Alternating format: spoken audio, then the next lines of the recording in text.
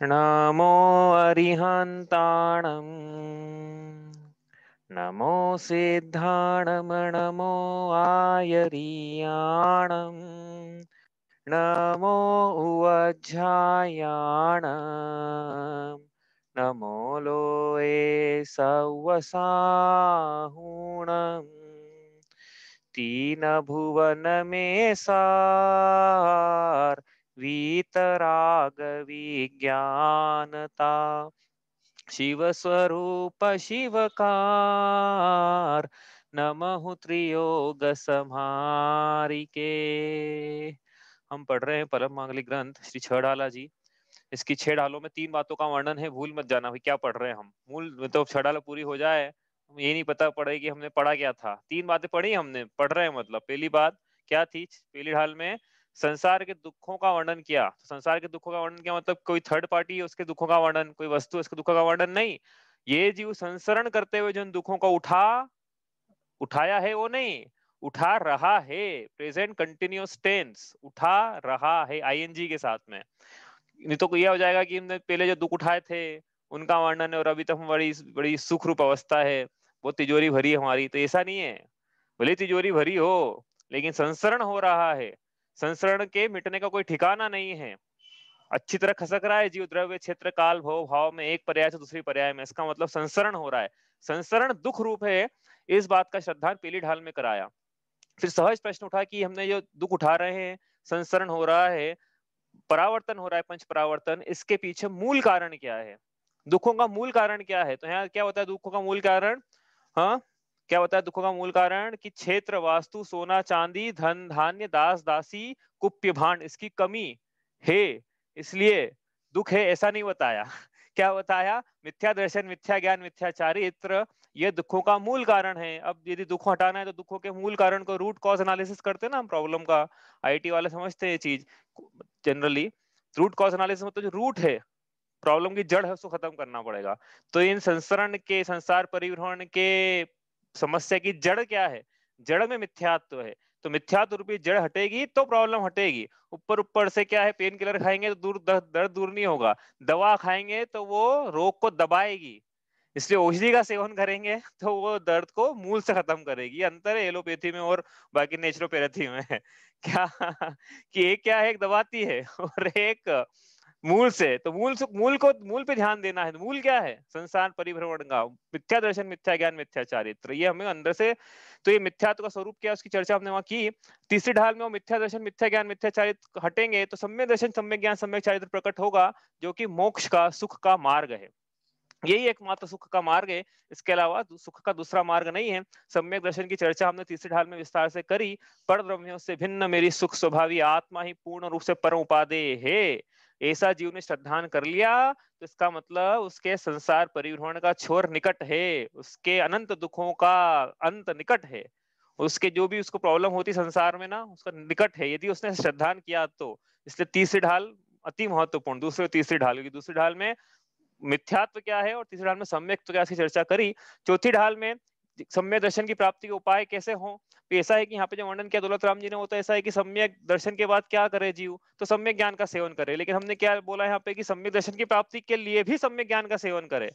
तो इसका मतलब क्या है? उन्होंने कहा कि क्या मतलब सार लिख दिया आप 3.5 ढाल का। लाख बात की एक बात, लाख बात की बात यही निश्चय उरलाओ, तोड़ी सकल जगधन फंद निज आत्म ध्याओ।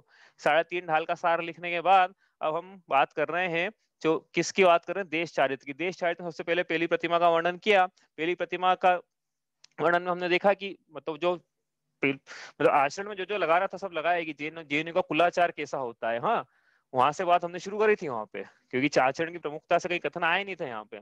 अब फिर पहली प्रतिमा की बात करी यहाँ पे। तो पहली प्रतिमा मतलब जो अष्टमूल गुण का धारण होता है, वो पहली प्रतिमा दो कषाय चौकड़ी का भाव स्वरूप होता है।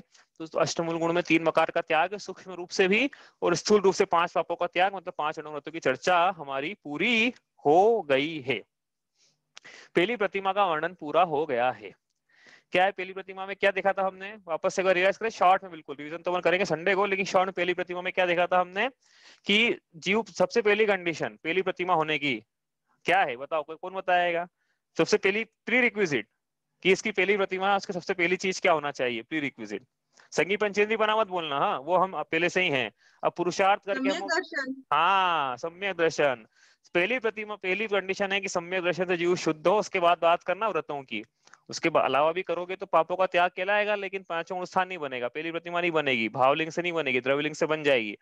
भावलिंग से पहली प्रतिमा मतलब सबसे पहली कंडीशन सम्यक दर्शन से जीव शुद्ध हो, पांच परमेश्वरी शरणभूत लगे, संसार शरीर भोगों से विरक्ति के परिणाम हो, और फिर ऐसा जीव अब मुक्ति के मार्ग पे आगे बढ़ने के लिए, चारित्रिक उत्थान करने के लिए क्या करता है, हाँ अष्टमूल गुण धारण करता है, जिसमें 3 मकार का त्याग और 5 अणुव्रतों का धारण है। 5 अणुव्रत मतलब क्या देखा था हमने, 5 पापों का एक देश त्याग। तो 5 पाप थे, हिंसा झूठ चोरी कुशील परिग्रह, तो इनका एक देश त्याग करा तो अणु अणु अणु लगा ना सब में, अहिंसा अणुव्रत, सत्याणुव्रत, अचौर्याणुव्रत, ब्रह्मचर्याणुव्रत और परिग्रह परिमाणाणुव्रत। ये 5 व्रत हमने पढ़े, कल चर्चा की थी परिग्रह परिमाणाणुव्रत की, वो चर्चा पूर्ण हुई। उसी के साथ पहली प्रतिमा का वर्णन, दर्शन प्रतिमा का वर्णन वहां पे पूर्ण हुआ। अब हम बात करेंगे, आगे चलेंगे। आगे क्यों चलेंगे, क्योंकि भैया यहाँ पे क्या बताया, तो प्रतिमा किससे कहते हैं, बताओ परिभाषा है तो प्रतिमा की। प्रतिमा की परिभाषा, श्रावक के चारित्रिक उत्थान के पद विशेष को प्रतिमा कहते हैं। तो इसका चारित्रिक उत्थान होना है, ऐसा नहीं है कि यही कोई सिद्ध सिद्ध नहीं बन गया पहली प्रतिमाधारी, अरिहंत थोड़ी नहीं बना ना, मुनि तो नहीं बना अभी कोई, इसके 3 कछाय चौखड़ी की भाव रूप वितरकता प्रकट तो नहीं हुई अभी, तो इसके भी बाकी है। मोक्ष मार्ग तो प्रारंभ हुआ है, लेकिन मोक्ष मार्ग पे आगे बढ़ रहा है अब धीरे धीरे। तो पहली प्रतिमाधारी जीव, अब इसके और विरक्ति बढ़ती है, और कषाएं घटती है, जो शेष बची है उनमें से घटती है मतलब अनुभागहीन होता है उनका। और पुरुषार्थ जागता है इसका। तो ये क्या करता है, अब यह पहली प्रतिमाधारी नैष्टिक दर्शन प्रतिमाधारी श्रावक आचार्य के समक्ष निवेदन प्रस्तुत करता हुआ दूसरी प्रतिमा, अर्थात नाम लिख लो उसका, व्रत प्रतिमा। पहली प्रतिमा का नाम है दर्शन प्रतिमा, दूसरी का नाम है व्रत प्रतिमा, अंगीकार करता है। इस प्रकार इसका चारित्रिक उत्थान हुआ। तो आपसे प्रश्न है कि पहले प्रतिमा में तो 5वां गुण स्थान था इसका, अब इसने चारित्रिक उत्थान हुआ है इसका, दूसरी प्रतिमाधारी हो गया ना अब ये, तो इसका कौन सा गुण स्थान है, 5वीं रहेगा। छठा नहीं हो जाएगा, क्यों नहीं हो जाएगा भैया, ये गृहस्थ है, श्रावक है, छठा स्थान गुण स्थान तो मुनि दशा से होता है। हाँ माता जी के जो 5वां गुण स्थान कह रहे हैं हम, तो ये तो पुरुष गृहस्थ है, इसके काय का छठा गुण स्थान, तो हे गुण स्थान 5 हुई। तो फिर प्रश्न उठा यहाँ से कि भाई जब आप बोल रहे हो कि गुण स्थान नहीं बदल रहा है, तो फिर चारित्रिक उत्थान कैसे हो रहा है, क्योंकि कषायों का अभाव होना चाहिए ना, वीतरागता बढ़ना चाहिए, कहने का मतलब ये है। तो चारित्रिक उत्थान, चारित्र किसे कहा था, ये आत्मा में, आत्मा का आत्मा में लीन रहना, वीतराग परिणति की प्राप्ति होना, ये चारित्र है, तो वीतराग परिणति बढ़ेगी उसकी, तो हम कहेंगे ना कि चारित्रिक उत्थान हो रहा है। अभी तो 5 गुण स्थान में तो बना हुआ है, पहले गुण स्थान वर्ती क्या और एलग सुल्लग जी माता जी क्या, सबके 5 गुण स्थान है, तो कैसे हुआ चारित्रिक उत्थान। तो भैया ऐसा है कि देखो, पहले इसके क्या था, पहले इसके जो 2 कषाय चौकड़ी का उदय था, उसका अनुभाग थोड़ा तीव्र था, और वो अनुभाग थोड़ा थोड़ा कम हुआ है, तो उसके थोड़ी सी वीतरागता, थोड़ी सी विरक्ति बढ़ी है, संसार शरीर भोगों से उदासीनता, वैराग्य बड़ा है। और क्या क्या हुआ है वो अपन अभी समझेंगे, तो उसको समझ में आएगा कि किस प्रकार से ये पापों से ज्यादा ज्यादा दूर होता जा रहा है। हाँ जैसे जैसे प्रतिमा बढ़ेगी वैसे वैसे पापों से ज्यादा ज्यादा दूर होता चला जाएगा, और धर्म से आत्मा से ज्यादा ज्यादा समीप आता चला जाएगा। फिर एक ऐसी अवस्था आएगी कि आत्मा में लीन रहेगा। यही मोक्ष मार्ग है, पर से खस निज में बस। तो पर से इसको खसका रहे हैं और आत्मा की तरफ ले जा रहे हैं। ठीक है, तो ये दूसरी प्रतिमा है। तो क्या है दूसरी प्रतिमा, अपन परिभाषा लिखें फिर दर्शन प्रतिमा की। हाँ व्रत प्रतिमा की परिभाषा क्या है, ये व्रत प्रतिमा की परिभाषा अपन लिखी बना ही नहीं अभी, तो अब लिख लेते हैं ना, सीधे एक ही बार में बन भी जाएगी। ठीक है, दर्शन प्रतिमा तो ये लिखी थी हम, देखो यहाँ पे, ये हो गई पहली प्रतिमा। अब दूसरी प्रतिमा की बात यहाँ से करें अपन। आपको कुछ पूछना है तो पूछ लेना भाई पहली प्रतिमा से। हाँ सब आ गया उसमें, सोले के भोजन तक की सारी चर्चा उसमें शॉर्ट में आ गई है। बाकी एक बात मैंने आपको पहले भी कही थी, आज वापस कहता हूं मैं, कि जिन भी आचार्य से प्रतिमा लेना है, उन आचार्य के क्या अनुसार कैसी कैसे प्रतिज्ञा वो करवाते हैं वो करना है, क्योंकि चरणान योग में थोड़ा सा वेरिएशन कोई बड़ी बात नहीं हो जाए। हाँ कोई आचार्य बोले कि नहीं ये, कोई आचार्य बोले कि ऐसा, कोई आचार्य बोले नहीं कुएं के जल से ही, कोई आचार्य बोले नहीं ठीक है चलो बाकी सब तो ठीक है लेकिन बोरिंग का जल चल जाएगा। तो ये आचार्य से निवेदन प्रस्तुत करते वो जैसा बोले फिर फिर उस पर अडिग रहना है। ठीक है, इस प्रकार से ये है, क्योंकि मूल में तो क्या है, मूल में तो सम्यक दर्शन होना चाहिए जीव के, और जितना फिर पापों से बच सकता है उतना बचे, ये बात है। ठीक है, चलो आगे चलें अपन। हम व्रत प्रतिमा, दूसरी प्रतिमा, दूसरी प्रतिमा अंगीकार करी इसने। अब ये क्या है, जरूरी नहीं है कि पहली प्रतिमाधारी दूसरी प्रतिमा अंगीकार करे ही करे, वो सीधे मुनि दीक्षा भी ले सकता है। हाँ, सीधे यहाँ से सातवां स्थान बन सकता है, और 7 से सीधे 8वां नहीं बनेगा, एक बार छठे में आना ही पड़ेगा।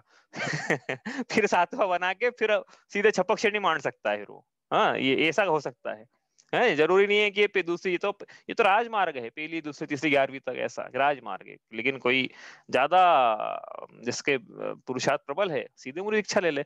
लेकिन फिर भी जैसा मैंने आपको पहले ही बताया था कि जैसे पंचम काल है या कोई और भी काल हो, तो भी दूसरी प्रतिमा तो कम से कम जीव को धारण करके मुनि दीक्षा अंगीकार करे, तो उससे सधन मतलब मार्ग अच्छे से सधेगा, मुनि मुनि मार्ग अच्छे से सधेगा। ऐसा क्यों बोल रहे कम से कम दूसरी प्रतिमा का, तो भी वर्णन करेंगे ना, आज भी थोड़ा सा आ जाएगा वर्णन उसका कि ऐसा क्यों बोल रहे, दूसरी प्रतिमा इतनी इंपॉर्टेंट क्यों है, वो समझ में आएगा आज। तो वो होना चाहिए, उसके बाद यदि करे तो मार्ग अच्छे से सधता है।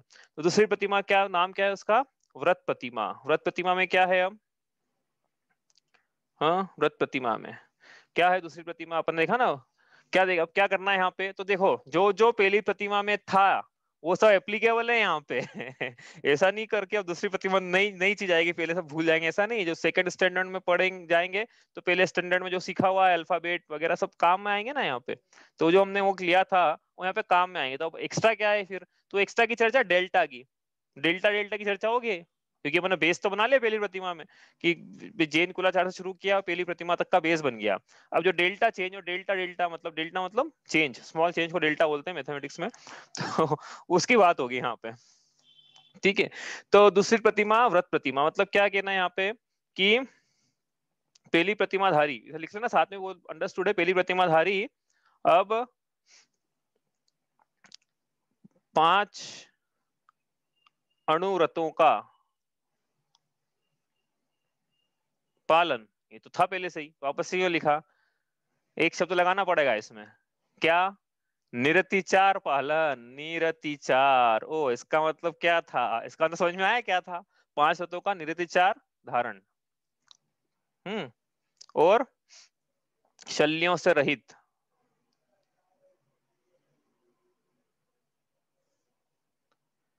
और तीसरा शील व्रतों का धारी।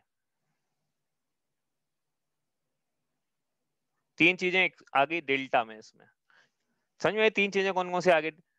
तो पहली चीज समझते हैं अपन कि आपको ऐसा लगा 5 अणुव्रत तो पहली प्रतिमा में भी थे, यहाँ पे भी 5 अणुव्रत है, तो फिर चेंज क्या आया, यहाँ पे लिखा है एक शब्द जो वहां नहीं लिखा था, क्या लिखा है, निरतिचार। इसका क्या मतलब है कि पहली प्रतिमा का धारी, भैया वो क्या है आगे देखो, ये कितना अच्छा वर्णन है। यहाँ पे क्या बोल रहे हैं, यहाँ पे कि देखो पहली प्रतिमा ली ना जीव ने, पहली बार आचरण अंगीकार किया उसने, ठीक है, अपने भाव में, तो अब हो सकता है उसे दोष लगे, तो वहां पे दोषों का त्याग नहीं कराया, अतिचारों का त्याग नहीं कराया। मतलब क्या है, पहली प्रतिमाधारी यदि व्रतों में अतिचार भी लगाता है तो उसकी प्रतिमा भंग नहीं होती है, कहने का मतलब ये है। इसका मतलब है कि पहली प्रतिमाधारी के अतिचार लग सकते हैं, लगाता है ऐसा नहीं बोलना है कभी भी कि उसको तो लगाएगा, हम तो पहली प्रतिमाधारी हम तो लगाएंगे, हमको छूट है, ये ऐसे नहीं है। अतिचार क्या है, लग जाते जाने अनजाने में, वो अतिचार है। व्रतों का अतिचार किसे कहते हैं, व्रतों का एक देश भंग होना है, परिभाषा तीसरी ढाल में अपन ने बोली पढ़ी थी, और अपन ने देखा था कि चौथी ढाल में काम में आने वाली है भैया, बस आएगी, अब ये काम आना शुरू हो गई है। क्या है अतिचार, मतलब व्रतों का एक देश भंग होना। एक देश भंग होना मतलब कि पूरा पूरा भंग नहीं होना है, एक देश भंग होना। अपन देखते कैसे कैसे एक देश भंग होते हैं, आज वर्णन जितना होगा। तो पहली प्रतिमाधारी के तो अतिचार लग सकते थे, लगा सकता था, मतलब वो लगा सकता था मतलब लगाना चाहिए ऐसा नहीं बोल रहे हैं, लग जाते हो उसके। लेकिन ये दूसरी प्रतिमा अंगीकार करी ना इसकी, अब इसके 5 अणुव्रतों का में अतिचार नहीं चल पाएंगे। अतिचार क्या होते हैं, क्या नहीं चल पाएंगे, वो बन देखेंगे। दूसरी चीज, शल्यों से रहित। तो पहली प्रतिमाधारी जो है उसके शल्य पाए जा, मतलब पाए जाएंगे ऐसा नहीं बोल रहे, लेकिन पाए जा सकते थे। लेकिन दूसरी प्रतिमाधारी के शल्य रहितता जरूरी है। निशल्यो व्रती, सूत्र जी का तो सूत्र है, निशल्य व्रति। व्रति कैसा होता है, व्रति की चर्चा है ना, व्रति निशल्य होता है, शुरू ही वहां से किया उन्होंने तो, आचार्य भगवान उमा स्वामी ने, निशल्य व्रति, इसलिए व्रत शल्यों से रहित है। और तीसरी कंडीशन क्या है, डेल्टा। और क्या है, मतलब पहली प्रतिमा के 5 अनुव्रत और यहाँ पे 7 शील व्रत एक्स्ट्रा आएंगे। 7 शील व्रतों का धारण, मतलब 5 और 7 हो जाएंगे अब कितने टोटल, 12 व्रत। 5 अनुव्रत 7 शील व्रत, ऐसे टोटल 12 व्रतों का धारी है। तो दूसरी प्रतिमा धारी के कितने व्रत होते हैं, दूसरी प्रतिमाधारी के 12 व्रत होते हैं। पहली प्रतिमाधारी के 5 व्रत होते हैं। पहली प्रतिमाधारी अंतर आ जाए एग्जाम में, तो पहली प्रतिमाधारी अतिचार सहित पालन करता है, दूसरी प्रतिमाधारी निरतिचार सहित गुणवत्तों का अनुव्रतों का पालन करता है। पहली प्रतिमाधारी के शल्य पाए जा सकते हैं, दूसरी प्रतिमाधारी के निशल्य होता है। पहली प्रतिमाधारी के शील व्रत नहीं होते, प्रतिज्ञा पूर्वक नहीं होते हैं। क्योंकि सात इसकी दूसरी प्रतिमाधारी के 7 शील व्रत जो होते हैं प्रतिज्ञा पूर्वक धारण करता है। इस प्रकार से डेल्टा की बात कर रहे हैं हम। डेल्टा समझ में आ रहा है ना, बार बार डेल्टा बोल रहा हूँ तो जो डिफरेंस है, मतलब दूसरी प्रतिमा माइनस पहली प्रतिमा, तो ये है एक्स्ट्रा, मतलब ठीक है। तो अब पहले हम बात करें 5 अणुव्रतों का निरतिचार धारण, इसका वर्णन लंबा चलेगा। तो और 7 शील व्रतों का धारण, इसका वर्णन भी थोड़ा लंबा चलेगा। उसके पहले हम शल्यों की बात कर लेते हैं, तो अपना एक विषय पूरा हो जाएगा, उसके बाद आगे चलेंगे। शल्य किसे कहते हैं, बताओ ये शल्य किसे कहते हैं। या क्या लिखा ना, शल्यों से रहित होना चाहिए दूसरी प्रतिमाधारी के, किसे कहते हैं शल्य। हाँ, मन में कुछ, हाँ दुविधा हो जाए मन में। देखो शल्य का मतलब क्या है, शल्य, हाँ क्या बोल रहे, नहीं नहीं, अरे वो किसी के प्रति द्वेष या कुछ भी, ऐसी कोई भावना रखना अपने अंदर, और ये सोचते ना हटा दो यार जाने दो, हाँ तो ये सारी, हाँ जो शल्य मतलब शूल की तरह या सुई की तरह, सुई की तरह चुभे, वो जो भाव है वह शल्य, जो सुई की तरह चुभे, पीड़ा उत्पन्न करे मन में, वो सब भाव होना वो शल्य है। तो इसको भी समझ में नहीं आया कि इसका क्या मतलब है। तो ऐसा तीन अपन क्या शल्य के प्रकार देखेंगे तो जल्दी समझ में आ जाएगा। तो शल्य के 3 प्रकार हैं, कौन कौन से हैं।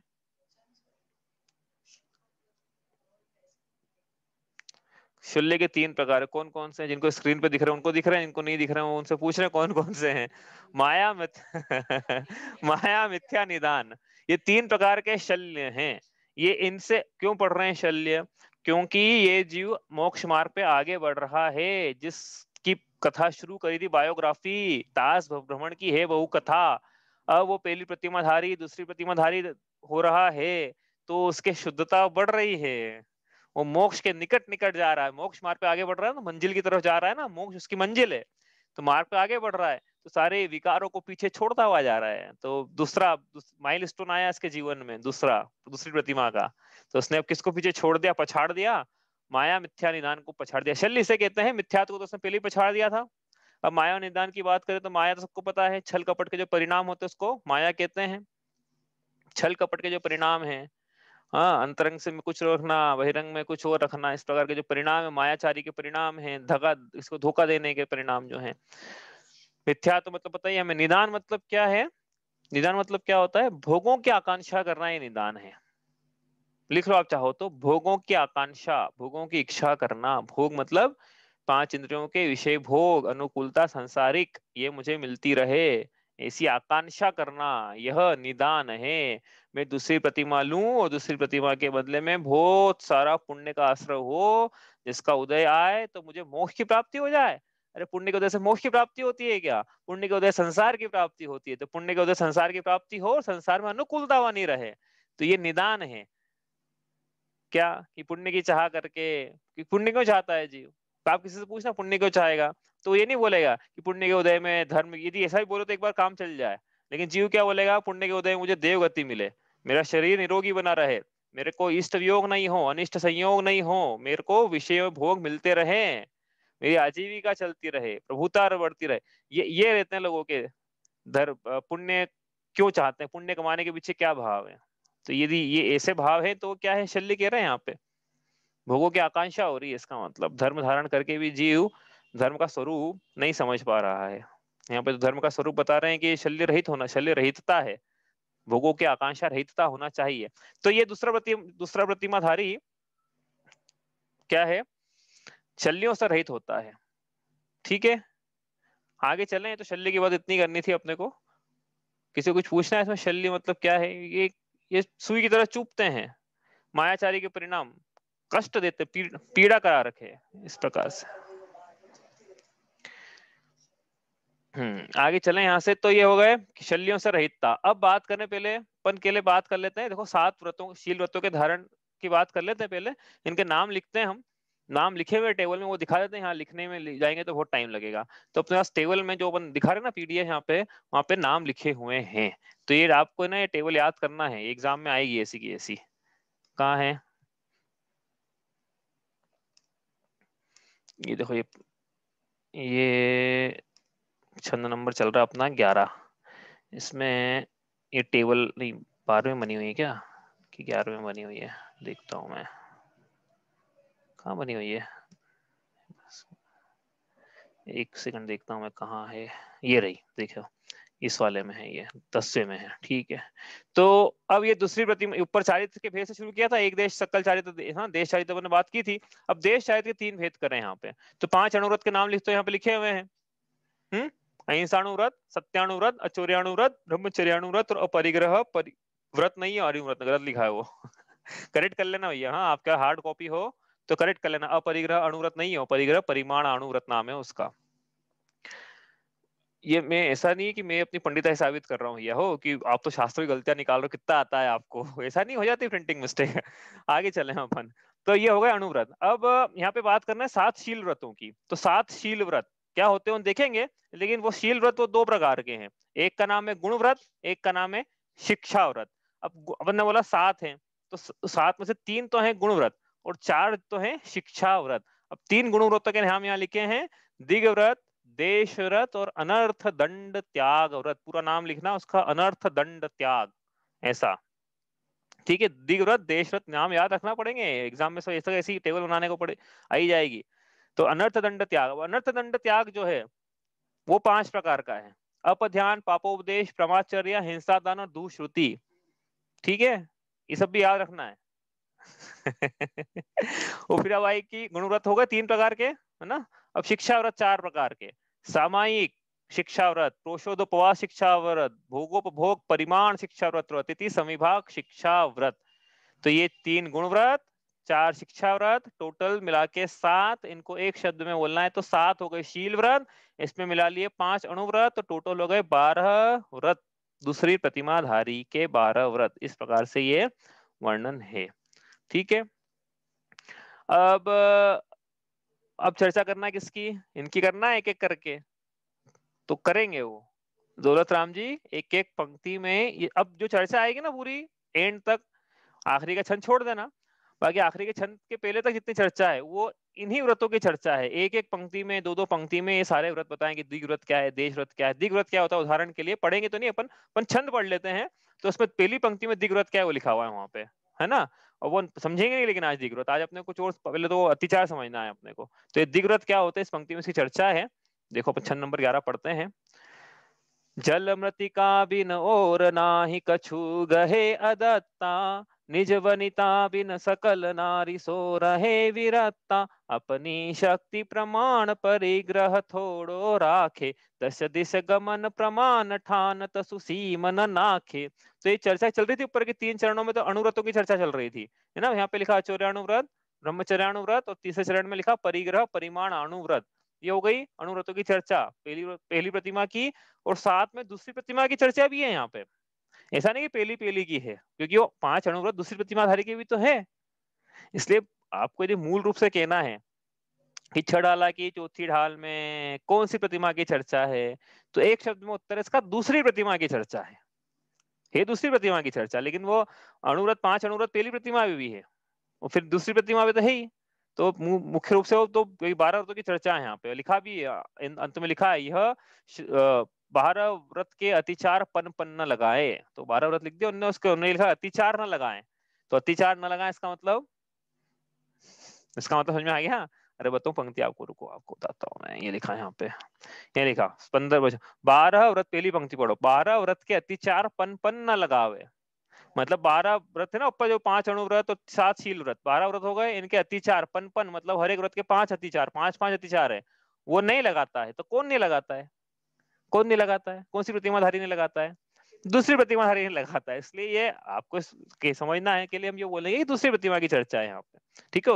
और इससे ही समझ में आ जाता है यहाँ पे, क्या समझ में आता है कि उन्होंने पहली की नहीं करी, तीसरे से लेकर 11वीं तक की नहीं की, दूसरी प्रतिमा की चर्चा करी दौलत राम जी ने। इसका मतलब समझ में आ गया कुछ यहाँ से? क्या समझ में आया कि मुनि दीक्षा लेने के पहले ये व्रत जीव अंगीकार करे और फिर मुनि दीक्षा ले तो मुनि दीक्षा का मार्ग आसानी से सधता है।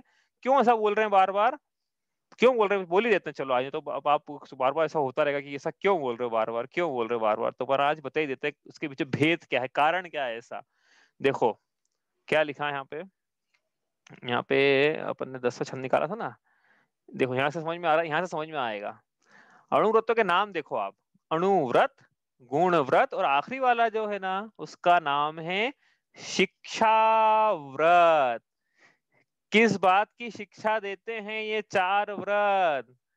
गृहस्थ प्रतिमाधारी, दूसरी प्रतिमाधारी, व्रत प्रतिमाधारी, शिक्षा व्रत अंगीकार करके मुनि दीक्षा धारण करने की शिक्षा लेता है। इसलिए इनका नाम शिक्षा व्रत है, इनका नाम ही शिक्षा व्रत है कि भाई जीव मुनि मुनि बनने के पहले मुनि की चर्या कैसी होती है उसका अभ्यास और उसकी शिक्षा दूसरी प्रतिमा में है। इसलिए कितना अच्छा मार्ग है कि मुनि बनने के पहले जीव घर में ही मुनि दीक्षा का अभ्यास कर ले। इसका मतलब ये नहीं है कि निर्गंध दिगंबर बनने घर पे, ऐसा ऐसा एक भी नहीं है उसमें से, वो समझ में आ जाएगा आप पढ़ेंगे तो उसका मतलब क्या है। एक एक व्रत का इंपॉर्टेंस है वहां पे कि मुनिराज यही तो करते हैं जैसा लिखा है शिक्षा व्रत में, यही करते हैं वो, मतलब यही करते हैं। अभी स्थूल रूप से बोल रहे हैं भैया हो, उनका अलग चलेगा, लेकिन ये करते ऐसे ही है, इस प्रकार से ही है। क्रुशोदोपवास वगैरह वो क्यों, हम समझ में आ जाएगा कि क्यों शिक्षा व्रत नाम है इनका, जब पढ़ेंगे तो समझ में आएगा।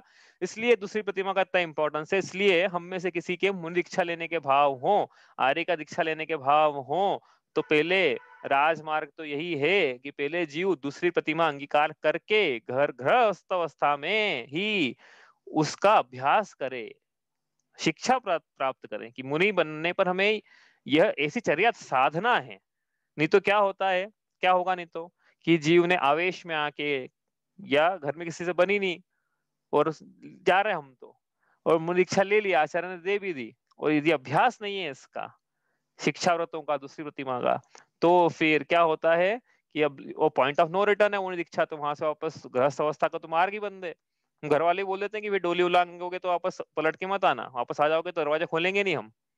वो बोल भी देना चाहिए कि वो पलट के नहीं आए तो अब आ सकते नहीं है और अभ्यास करके गए नहीं है, तो क्या होगा फिर, बहुत दोष लगेंगे व्रतों में, अतिचार लग सकते हैं, अनाचार भी लग सकते हैं, भंग भी हो सकते हैं। और 28 मूल गुण धारण करके वो भंग किए तो ज्यादा बड़ा दोष है, क्योंकि बड़ी प्रतिज्ञा की थी, बड़ी प्रतिज्ञा करी, उसमें छोटा सा भी दोष लगाया तो उसका बड़ा दुष्परिणाम आता है। इसलिए मुनि दीक्षा नहीं लेना चाहिए ऐसा नहीं बोल रहे हैं, इसलिए अभ्यास करके दूसरी प्रतिमा धारण करके, इंपॉर्टेंस है दूसरी प्रतिमा का, इसलिए दूसरी प्रतिमा में अभ्यास करके ही जीव क्या है, मुनि दीक्षा अंगीकार करे, इतना इंपॉर्टेंस। इसलिए दौलत राम जी ने भी दूसरी प्रतिमा की वर्णन करते से ही, इसके बाद जब ये वर्णन पूरा होगा तब वर्णन शुरू हो जाएगा छठी ढाल में मुनि राजों का।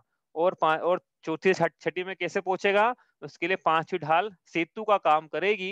ये पूरी 6 ढाला की रूपरेखा है यहाँ से, तो आज अपन ने पूरा देख लिया पहले के 3.5 ढाल में क्या और आगे के 2.5 ढालों में क्या आएगा। इस प्रकार से मोक्ष मार्ग का स्वरूप है इस प्रकार से।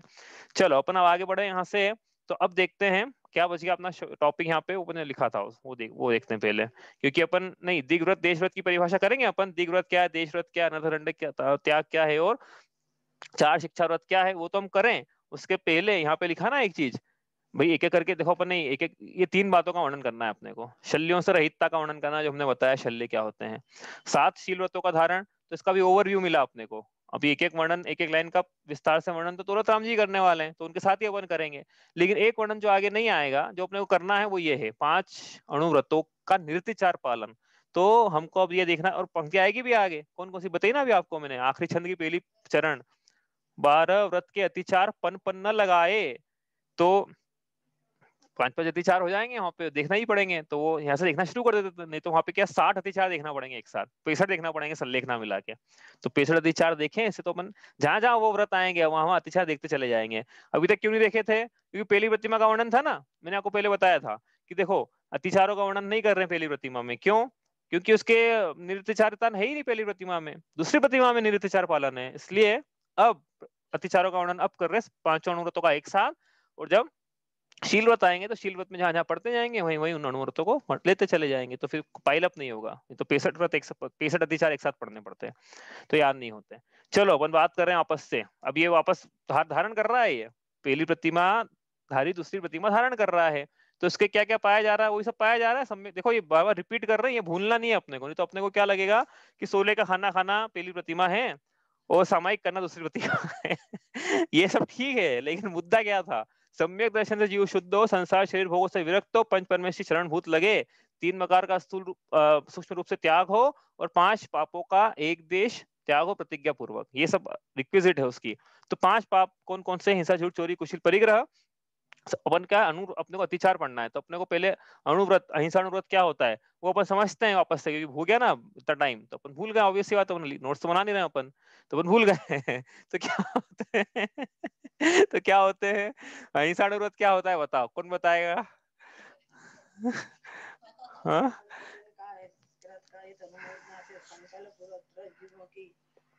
हिंसा का प्रतिज्ञा पूर्वक आजीवन त्याग। हाँ, चलो एक पॉइंट तो बोल दिया इन्होंने, दूसरा कौन बोलेगा? 3 पॉइंट बोले थे अपन ने, अहिंसा अणुव्रत में 3 पॉइंट थे। शेष प्रकार से त्रयजीवों की हिंसा से बचने के लिए यत्नाचारपूर्वक प्रवृत्ति करना। हाँ, दूसरा पॉइंट। और तीसरा? जीवों की व्यर्थ हिंसा का त्याग। हाँ, 3 पॉइंट। भाई आपको सुनाई दिया कि नहीं मुझे नहीं पता, लेकिन मेरे को अच्छे सुनाई दिया, तो मैं तो आगे बढ़ूं। आप लिखो भाई। मैंने बोला था कि 3 चीजें याद करनी, 2-3 बार बोल चुका हूं मैं कि अहिंसा अणुव्रत में 3 चीजें याद करना है ना? कौन कौन सी 3 चीजें याद करना है? देखो भाई, शॉर्ट में ये है: संकल्प पूर्वक त्रस्तियों की हिंसा का त्याग, आरंभ उद्योग विरोधी हिंसा का हिंसा में त्रस्त के प्रति यत्नाचार, और स्थावर जीवों की व्यर्थ हिंसा का त्याग। ये 3 बातें याद रखना है अहिंसाणु व्रत में। ठीक है, आगे बढ़े। अब तो ये तो अपना पढ़ लिया था अच्छे से, अब आगे बढ़ते हैं यहाँ से। तो अब ये अहिंसाणु व्रत के अतिचार पढ़ना है अपने को। अतिचार मतलब क्या? कि ऐसा कुछ कार्य करें या ऐसा कुछ भाव करें जिससे वो व्रत एक देश भंग हो। एक देश भंग होने का क्या मतलब है? कि उसमें दोष लगा है, भंग नहीं हुए हैं एकदम से। देखो, भंग नहीं हो जाती कोई चीज, एकदम से भंग नहीं हो जाएगी। इसलिए आप ये मत डरना कि भाई हमने ये कर लिया तो भंग हो जाएगा, रात्रि भोजन त्याग, और आप कुछ चले गया गलती से मुंह में तो भंग हो गया। ऐसा नहीं होता है। हाँ, वो डिपेंड करता है कि जानबूझ के लिया गया है कि अनजाने में गलती हुई है, भूल चूक से हुई है। वो डिपेंड करता है। तो यदि भूल चूक से है तो अतिचार है, और जानबूझ के संकल्प पूर्वक ग्रहण किया है, रात्रि भोजन त्याग होने के बाद रात्रि में संकल्प पूर्वक ग्रहण किया है जानबूझ के, कि हमको पता है 6:05 का सनसेट का टाइम है, 6:10 का सनसेट का टाइम है, और 6:15 पे हम की अभी नहीं बजे 6:05, जानबूझ के जानते हुए भी अपने आप को समझा रहे हैं हम, तो वो संकल्प पूर्वक ग्रहण किया गया आहार, रात्रि आहार है रात्रि में, तो वो फिर तो भंग ही है रात्रि भोजन के नियम का। समझ में आ रही ना बात? तो ऐसे भंग नहीं होते भूल चूक से, कुछ परिस्थितियां आ जाए तो भी भंग नहीं होते। जैसे क्या है, कोरोना काल में लोग मंदिर नहीं जा पाए क्योंकि पहली प्रतिमाधारी के 6 आवश्यक होते हैं: देव पूजा, गुरु पास्ति, शास्त्र, स्वाध्याय, तप, दान, संयम। अब नहीं जा पा रहे मंदिर, देव पूजा नहीं कर पा रहे, तो क्या भंग हो जाएंगे क्या? कि ऐसा नहीं है, उसके भाव है जाने के, वो कोई परिस्थिति आ गई है इसलिए वो नहीं हो पा रहा है, तो उसका फिर बाद में प्रायश्चित की व्यवस्था उसके लिए। सिर्फ व्रतों लेने से हमको दृढ़ता से, उन्होंने बोला ना कि अपना पौरुष बल बढ़ा के दृढ़ता से अंगीकार किए जाते हैं व्रत। ऐसे भीरुपने से ये कायरों का मार्ग नहीं है, ये वीरों का मार्ग है, ये महावीर का मार्ग है। कायरों का मार्ग नहीं है ये। चलो आगे चले अपन। तो 5 अणुव्रतों का निर्तिचार पालन, तो अपन देखते हैं कि 5 अहिंसाणु के 5 अतिचार कौन कौन से हैं। अहिंसाणु व्रत के 5 अतिचार। अब ये अहिंसाणु व्रत के 5 अतिचार लिख रहे हैं, इसका मतलब ये नहीं है कि जो अहिंसाणु व्रती है वो इन 5 अतिचारों को पालन करता है। बोलने में तो ऐसे आएगा अहिंसाणु व्रत के 5 अतिचार, लेकिन इसका मतलब ये है कि 5 अतिचार बोलने में तो ये आ रहा है, लेकिन समझना क्या है कि दूसरी प्रतिमाधारी जो जीव है उसके अहिंसाणु व्रत में ये 5 अतिचार नहीं पाए जाते हैं। अब अतिचार मतलब समझिए, एग्जांपल से समझ में आएगा आपको, पहले एग्जांपल से ही कि क्या होता है अतिचार का मतलब और कैसे क्या होता है। तो पहला है छेदन। छेदन मतलब क्या? नहीं नहीं नहीं नहीं नहीं, ये हाँ, ये देखो, छेदन की परिभाषा पूछी जाए आपसे, बोलो कान छेदना तो चल जाएगा, लेकिन यहाँ पे अतिचार में बनानी है, वो समझते हैं। छेदन के बाद बंधन, लिख ले पहले नहीं तो समय हो जाएगा। बंधन, फिर तीसरा पीड़न, छेदन बंधन पीड़न मति भारारोपणम व्यतिचारा। अति भारा रोपण कपेली ढाल में कहाँ पड़े? अच्छा, वध वंदन आदि दुग्गन है। हाँ, तो छेदन वंदन पीड़न तो अपन देखते हैं। पांचवा कौन सा है? छेदन वंदन पीड़न अति भारारोपण यतिचारा। एक और मेरे को याद नहीं आ रहा, मैं देख के बताता हूँ कल क्या है, पांचवा कौन सा है। अपन एक एक करके चलते हैं, अभी कल पांचवा लिखवा दूंगा आपको, भी याद नहीं आ रहा मुझे, स्लिप हो गया दिमाग से। अन्नपान निरोध। हाँ, अन्नपान निरोध, अन्नपान निरोध। आहार वारणापी च, ऐसा है अन्नपान निरोध। चलो अभी शॉर्ट में समझ लेते हैं, 1 मिनट में क्या क्या है, ये बात कल विस्तार से समझेंगे। छेदन मतलब क्या है कि दुर्भावना से किसी का छेदन करना, शरीर के अवयवों का छेदन करना, दुर्भावना ये शब्द लगा ना साथ में। नहीं तो आप फिर अपनी लड़की के वो कान छिदवाने जाएंगे, दूसरी पति को सारी बोले मैं तो नहीं छिदवाऊंगा, मेरे तो अतिचार हो जाएगा। नहीं तो ऐसा नहीं, दुर्भावना से है वो। दुर्भावना से किसी को बांध के रखना, बंधक बना के रखना, जैसे पिंजरे में रखना किसी को। अब बोले दुर्भावना नहीं, वहां पे नहीं बंधन बनाया ना, पिंजरे में रखा, तो वही दुर्भावना तो प्रकट हो गई वहां पे। पीड़न, दुर्भावना से किसी को पीड़ा देना, कष्ट पहुंचाना, कोड़े मारना, चाटा मारना। अति भारारोपण कि उसकी क्षमता से ज्यादा उस पर भार लाद देना। और अन्नपान निरोध मतलब किसी को खाने से वंचित कर देना, निरोध कर देना। ये अहिंसा व्रत के 5 अतिचार है जो दूसरी प्रतिमाधारी के नहीं पाए जाते हैं। ठीक है, इतने ही करते हैं। वो इतना समय हो गया है, अब ये एक एक करके इसको अपन थोड़ा सा देखो, ज्यादा विस्तार नहीं लेंगे, इसमें तो बहुत विस्तार आ जाएगा। नहीं तो अपन फिर यदि ये पढ़ लेंगे, शावकाचार्य जी में क्या पढ़ोगे आप, और हम क्या पढ़ेंगे, फिर क्या पढ़ाएंगे यदि मौका मिला तो छोटा छोटा लेंगे यहाँ पे, और फिर अपन आगे चलेंगे यहाँ से। ठीक है, कोई प्रश्न है किसी का? दूसरी प्रतिमाधारी तो फिर मच्छरदानी लगा के भी नहीं सोएगा। नहीं नहीं, ऐसा नहीं है। क्यों? नहीं नहीं, ऐसा नहीं है, क्यों? तो अन्नपान अन्नपान निरोध हो निरोध, गया, मच्छर नहीं नहीं, पान। दुर्भावना से है ना, ये तो दुर्भावना से है दुर्भावना ना, ये लगाना तो साथ में सबके, दुर्भावना शब्द सब में लगाना है ना। इंटेंशनली दुर्भावना, वो क्या होती है दुर्भावना, उनका समझेंगे कैसे कर दुर्भावना से करना है वो। ठीक, मतलब दुर्भावना से नहीं करता है वो। ठीक है, चलो इतना ही करते हैं आज। शांति सुधा बरसाए जिन वाणी, वस्तु स्वरूप बताए जिन वाणी। पूर्वापर सब दोष रहित है, वीतरागमय धर्म सहित है। परमागम कहलाए जिन वाणी, मुक्ति वधु के मुख का दर्पण। जीवन अपना कर दे अर्पण, भव समुद्र से तारे जिन वाणी। राग द्वेष अंगारो द्वारा, महाक्लेश पाता जग सारा। सजल मेघ बरसाए जिन वाणी, तत्व का ज्ञान कराए। अचल विमल निज पद दर्शावे, सुख सागर लहराए जिन वाणी। शांति सुधा बरसाए जिन वाणी, जा वाणी के ज्ञान ते सूझे लोकालोक। सो वाणी मस्तक नमो सदा देत हूँ धो।